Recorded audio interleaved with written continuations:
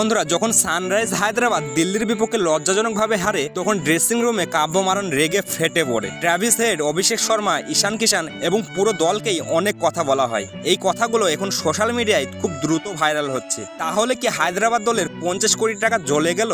আমরা অবশ্যই এই ভিডিওতে কাব্য মারান এবং পুরো দলের মধ্যে যে ঝামেলার সৃষ্টি হয়েছে সেটা তোমাদেরকে দেখাবো। তবে তার আগে তোমার কি মনে হয় এবার IPL 2025-এর ট্রফি কে জিতবে সেটা নিচে অবশ্যই কমেন্ট করে জানিয়ে দিও।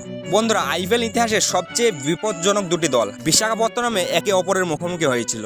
এই ম্যাচে দিল্লি এবং হায়দ্রাবাদের দলের মধ্যে তুমুল লড়াই হয়েছিল।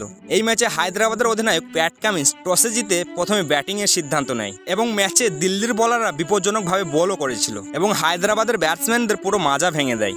হায়দ্রাবাদের দল মাত্র 25 রানে 3 উইকেট হারিয়ে ফেলে, কিন্তু পরে অনিকেত বর্মা দুর্দান্ত এক ইনিংস খেলে 41 বলে 5টি 4 এবং একটি 6 মারে, যার সাহায্যে 74 রান তোলে। কিন্তু হায়দ্রাবাদ একের পর এক উইকেট হারাতে থাকে এবং হায়দ্রাবাদ দল 18 ওভার 4 বলে 163 রান করে অল আউট হয়ে যায়।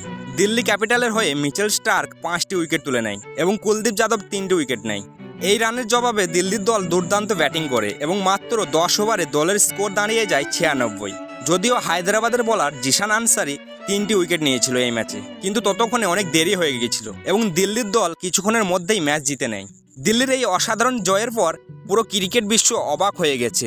অন্যদিকে হায়দ্রাবাদের মালিক কাব্য মারানও হতাশ হয়ে গেছে, আর দিল্লির অধিনায়ক আকসার প্যাটেলও আনন্দে আত্মহারা। কিন্তু হায়দ্রাবাদের শিবিরে নেমেছে শোকের ছায়া। খেলোয়াড়রা খুবই আবেগপ্রবণ হয়ে পড়েছে এবং অধিনায়ক প্যাট কামিন্সকেও খুবই দুঃখিত হয়ে পড়তে দেখা গেছে।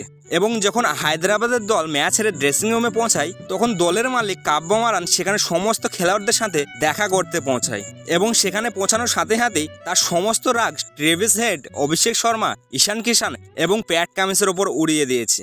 বন্ধুরা, কাব্য মারান মোটেও বিশ্বাস করতে পারছে না যে এই ম্যাচ হেরে গেছে, তাই অভিষেক শর্মাকে প্রশ্ন করেছে, এমনকি মিডিয়ার কাছে তার মনের কথাও বলেছে।